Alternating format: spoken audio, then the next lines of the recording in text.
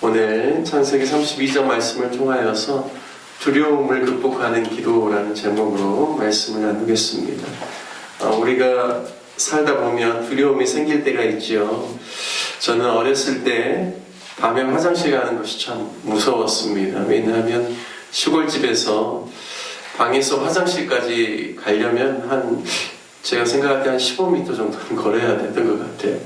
깜깜한 밤에 어린 나이에 중간에 일어나서 화장실 가는 게 그만큼 싫고 무서웠습니다.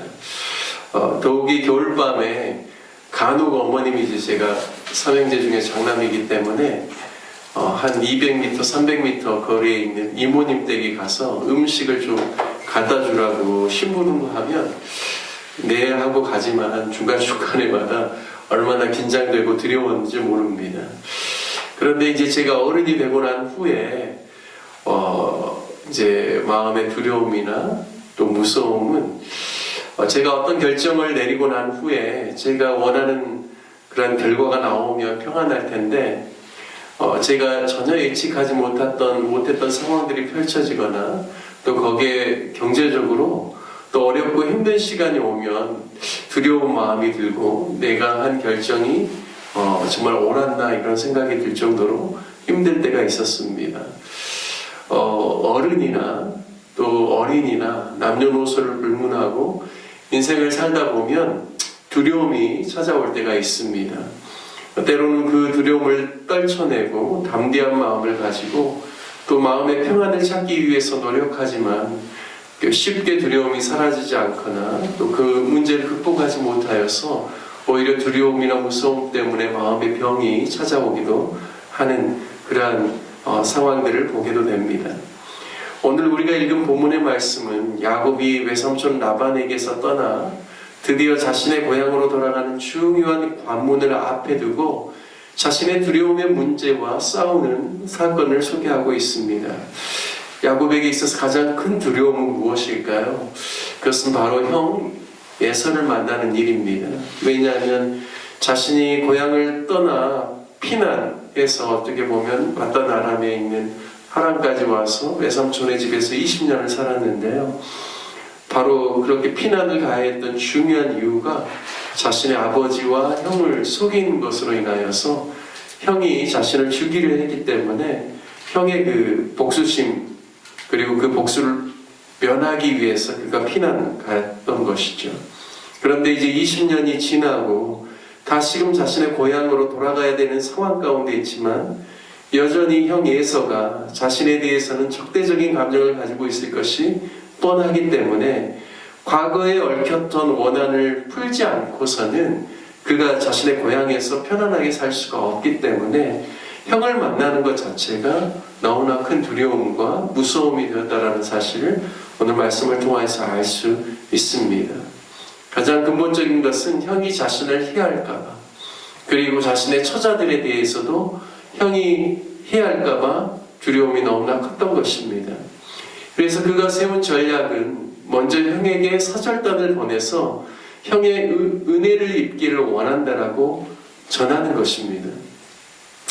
동생 야곱이 라반과 함께 거류하며 지금까지 저기 먼 하란에서 머물러 있다가 소와 나귀와 양떼와 노비와 함께 이곳으로 오고 있다라는 사실을 사신들을 통하여서 형에게 먼저 알리고 내가 형의 은혜를 입고 싶다라는 그 뜻을 전달할 수 있도록 사절단을 보냅니다. 그런데 사절단을 보내고 난 다음에 사절단이 다시 와서 야곱에게 주는 피드백은 무엇이냐면 주인의 형, 야곱의 형 에서가 400명을 거느리고 야곱을 만나기 위해서 온다라는 겁니다. 여러분 얼마나 두려울까요? 형이 자신을 만나러 그냥 오는 게 아니라 400명의 큰 무리를 데리고 자기에게 온다라는 겁니다. 7절 말씀에 보니까요, 야곱이 심히 두렵고 답답하여 라고 기록하고 있습니다. 야곱의 그 마음의 상태가 심히 두렵고 답답하다라고 이야기하고 있죠. 그래서 모든 자신의 가축들을 두 떼로 나누게 합니다. 그래서 형이 와서 한 떼를 치면 그래도 한 떼라도 다른 한 떼라도 보존하고자 그러한 생각들을 하게 되는 것이죠.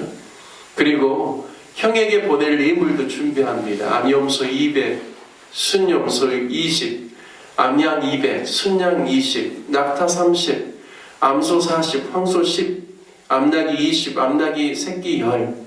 엄청난 양의 선물을 이것도 세 대로 나누게 해서 1차로 앞에 가는 사람들이 이제 에서를 만나게 되면 이게 누구의 것이냐고 물어보면 뒤에 오는 당신의 동생 야곱의 것입니다. 그리고 당신에게 선물로 보내는 겁니다. 두 번째 때를 만나도 똑같이 대답하게 하고 세 번째 때를 만나도 똑같이 묻는 말에 대답하게끔 해서 형의 마음을 그가 보내는 선물로 조금이라도 달래고자 하는 그러한 전략을 세웁니다. 그런데 이러한 예물을 보낼 계획을 짜기 전에 자신의 두렵고 답답한 마음 가운데서 그가 하나님께 기도하는 것을 통하여서 어떻게 자신이 지금 넘어서야 되는 두려움에 대해서 다루고 있는지 오늘 말씀을 통하여서 볼 수가 있습니다. 두려움을 극복하는 그러한 야곱의 기도를 볼 수 있죠. 첫 번째 단계는 9절 말씀에 보면 야곱이 하나님의 약속, 하나님이 자신에게 주신 말씀을 가지고 기도를 시작했다는 겁니다. 9절 말씀을 보면 야곱이 또 이르되 내 조부 아브라함의 하나님, 내 아버지 이삭의 하나님 여호와여, 주께서 전에 내게 명하시기를 내 고향 내 족속에게로 돌아가라, 내가 내게 은혜를 베풀리라 하셨나이다. 이 말씀은 형을 피난하는 길에 그가 유숙하러 자려고 하는 어떤 그곳에서 그 하늘에서부터 사닥다리가 내려와서 천사들이 왕래하고 그리고 하늘에서부터 하나님께서 주신 말씀 가운데서 하나님이 야곱에게 약속하셨던 그 내용이죠. 바로 야곱은 먼저 기도할 때 하나님께서 자신에게 주신 약속, 하나님께서 자신에게 주신 말씀을 가지고 기도를 시작한다는 것이죠. 우리도 우리의 인생의 어려운 문제를 만나거나 우리의 마음의 두려움이나 무서움이나 어려움이 찾아올 때 먼저 우리가 하나님 앞에 기도할 때는 하나님께서 우리 가운데 주셨던 약속이 무엇인지, 그분이 나에게, 하나님께서 나에게 주셨던 그 말씀이 무엇인지를 깨닫고 그 말씀을 붙잡고 기도를 시작하는 것이 참 이게 지혜롭고 또 하나님의 마음에 합한 기도라는 사실을 알 수가 있습니다.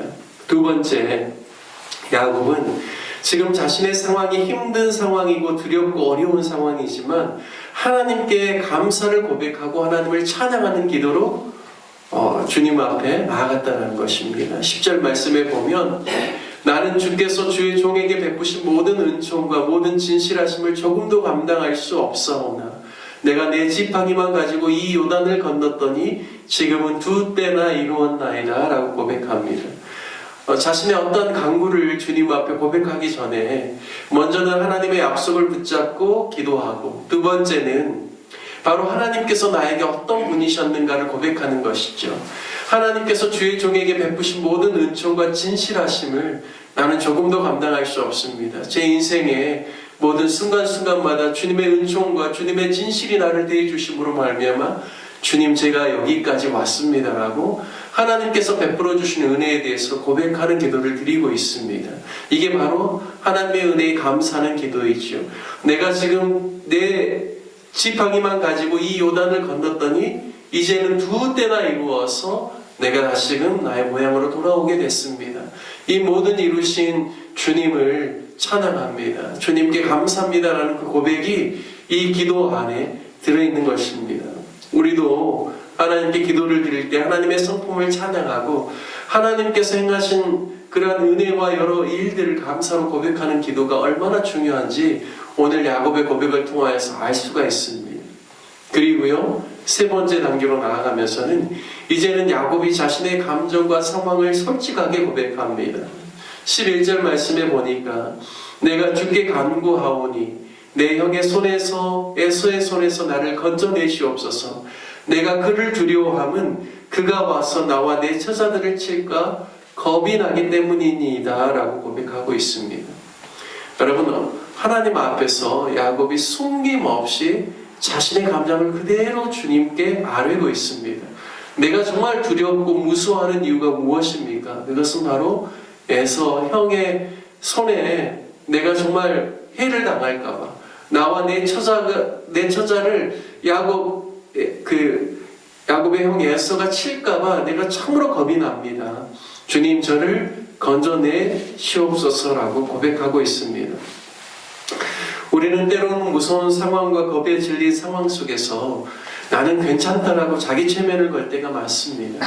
제가 어렸을 때 마치 어두운 밤길을 걸어갈 때 무서우면 나 괜찮아 자기에게 스스로 계속 메시지를 주죠. 하지만 실제로는 굉장히 무섭습니다. 여러분, 그런데요,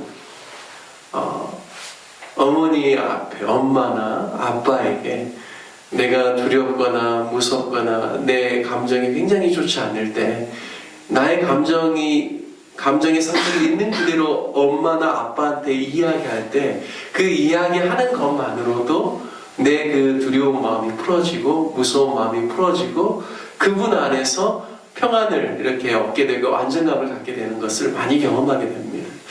부부간에도 그렇죠. 때로는 여러 가지 일들도 놀라고 또 두려움이 마음 가운데 찾아올 때 사랑하는 배우자에게 나의 마음을 솔직하게 이야기하는 것만으로도 굉장히 마음의 안정과 평안을 느낄 때가 참 많다는 것이죠.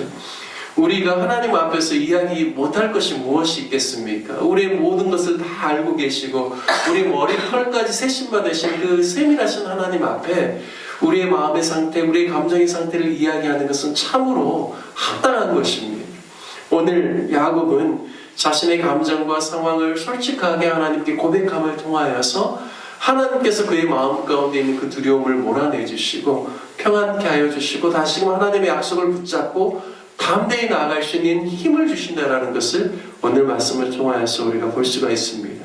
그리고 마지막 네 번째는 다시금 하나님의 약속을 의지하여 하나님의 약속이 나의 삶 가운데 성취되기를 원하는 마음을 그가 기도를 표현하고 있습니다. 12절 말씀에 보니까 주께서 말씀하시기를 내가 반드시 네게 은혜를 베풀어 내 씨로 바다에 셀 수 없는 모래와 같이 많게 하리라 하셨나이다.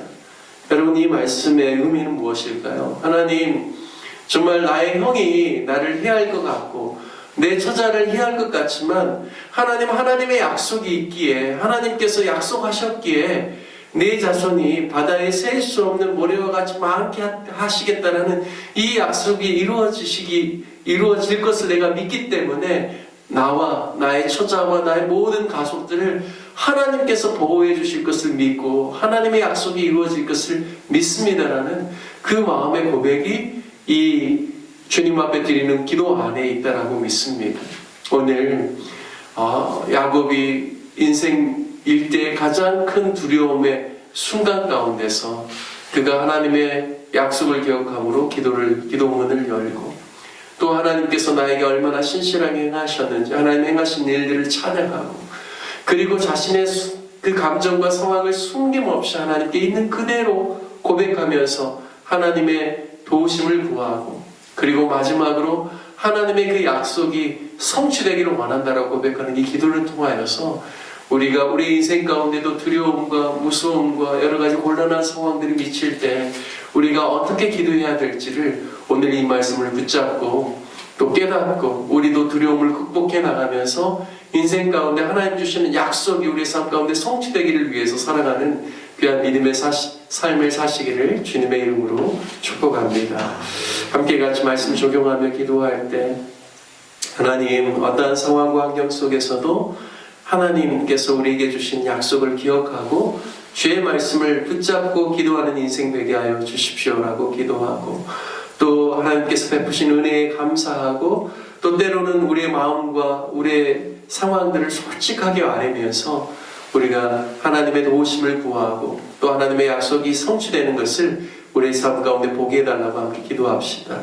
또 우리 교회를 위해서 기도할 때 우리 주일학교 학생들, 중고등부 학생들, 우리 청년들이 다음 세대가 정말 하나님의 말씀에 기반해서 든든하게 세워지고 올해 하나님께서 반석위에 세운 교회라는 귀한 약속을 우리에게 주셨는데 우리 다음 세대들이 하나님의 진리의 말씀 가운데 든든하게 세워지고 다음 시대를 이끌어가는 하나님의 사람들 되게 해달라고 함께 같이 기도하면 좋겠습니다.